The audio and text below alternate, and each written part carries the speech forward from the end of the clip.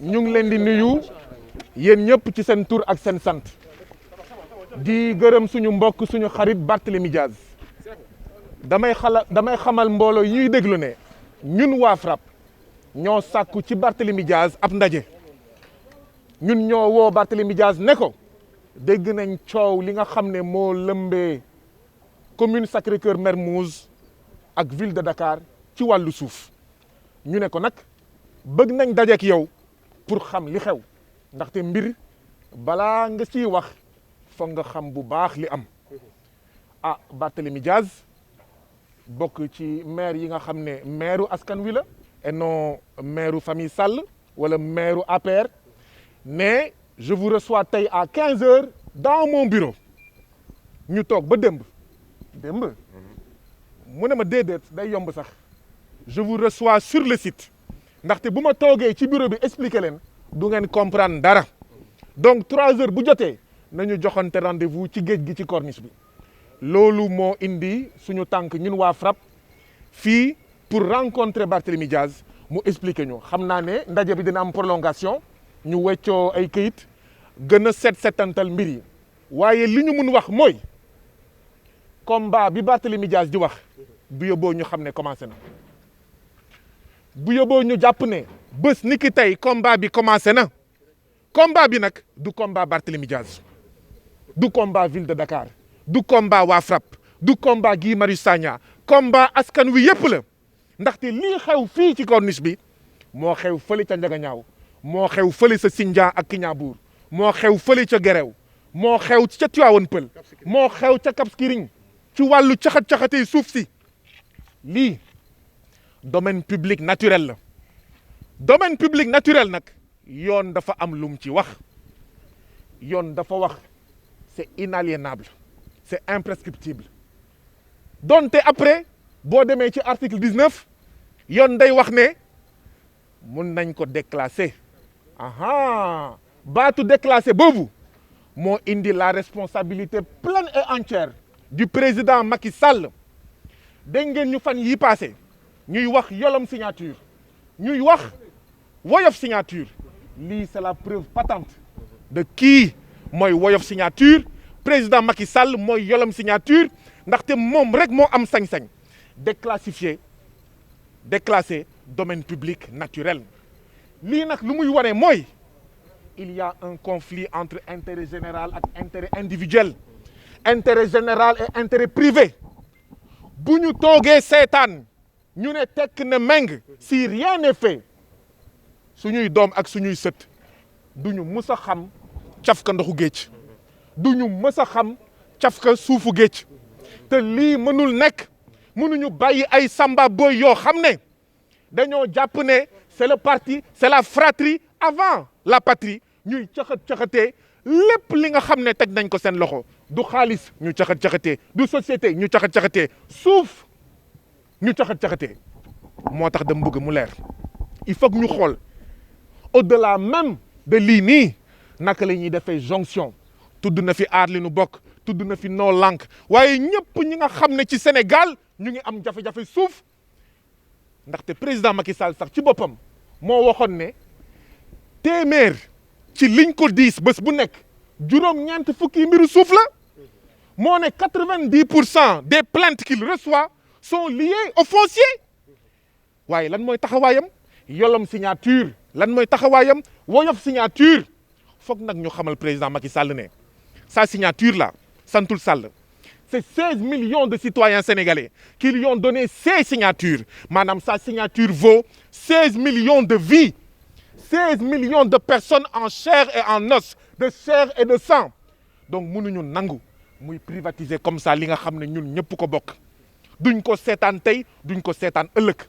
bés ni ki tey nag combat bi dina commencer moo tax ñuy jël suñu baat nous prenons nos voix boole ko ak les voix du maire Barthélémy Dias boole ko avec les voix du député Cheikh Oumar Sy boole ko avec les voix de tous ceux qui se battent contre l'accaparement du foncier muy ci géej muy ci biir nañu def jonction nañuy boole suñu doole ndaxte lii buñ ko seetaanee waaw musiba lay jur donc lii mooy suñu taxawaay ne kon la lutte elle a commencé. Le combat est à commencer. Nous sommes interpellés de lancer un appel à toutes les organisations, quelles qu'elles soient. ndaxte lii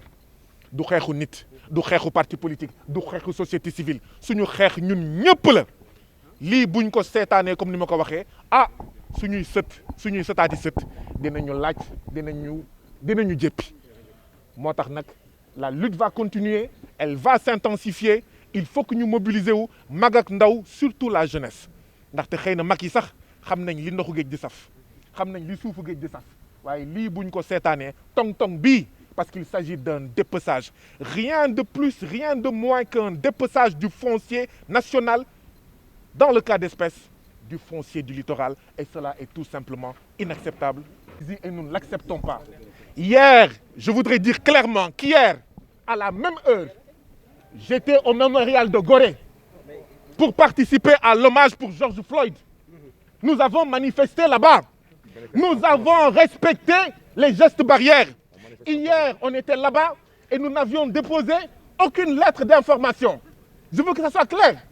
Hier, à cette heure-ci, nous étions au Gorée Mémorial avec tous les policiers qui nous encadraient. Nous n'avions pas déposé de lettre d'information. Ça veut dire qu'en réalité, président Macky Sall, couvre-feu bi, état d'urgence bi, comme Nico Barthélémy Dias waxee, c'est pour lui. L'essentiel mooy ñoo xam ne il ne constitue aucun danger mun nañ manifester waaye aar li nu bokk Noo Lank Barthélémy Dias FRAPP ak ñoom seen amuñu sañ-sañ manifester dama ne pesum karam borom moo koy fajal boppam ce couvre-feu là cet état d'urgence là bi nga xam ne dara desutu ci lu dul interdiction de manifester ne va pas nous empêcher de manifester parce que soit on confine tout on confine les citoyens mais on confine également l'accaparement des terres buñ ko nangoo ñu nangoo confinement waaye bu fekkee au moment où ils nous disent interdiction de manifester ils agressent le peuple sénégalais ils agressent le littoral ils agressent le foncier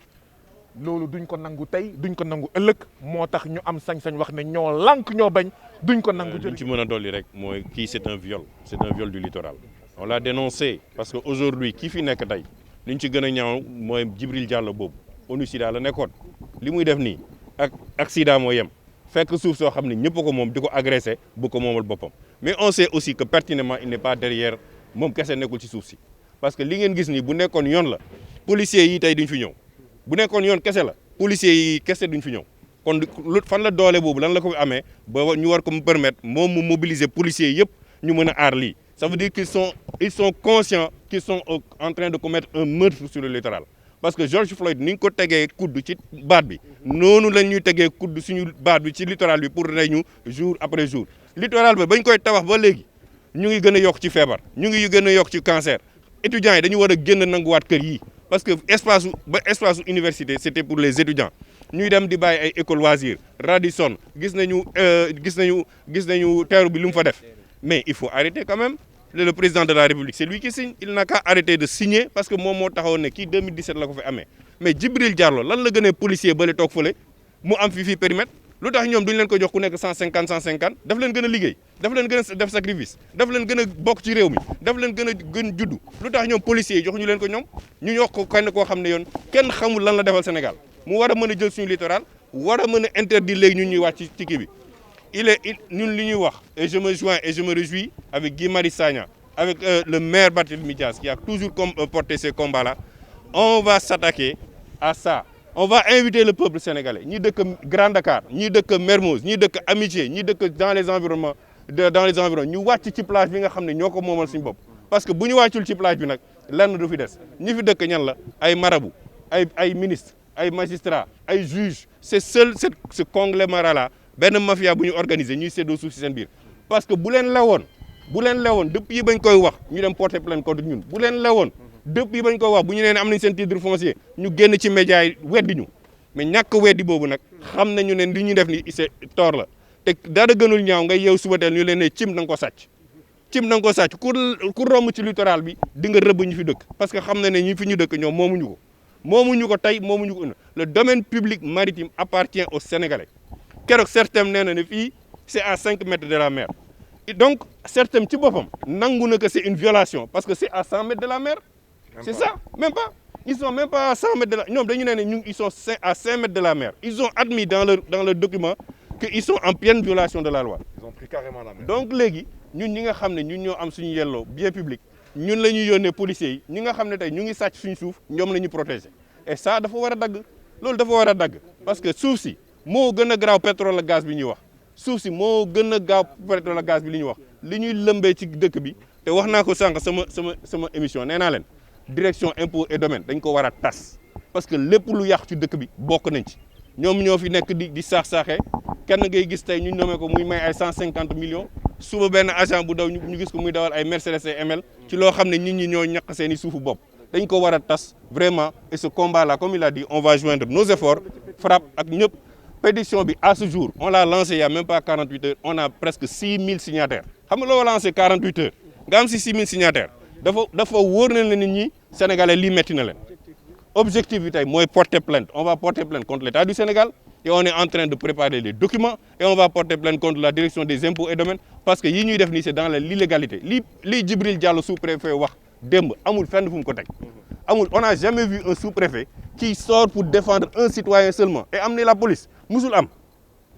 alors que les Sénégalais te disent que ça c'est du vol ñëpp xam ne que c'est du vol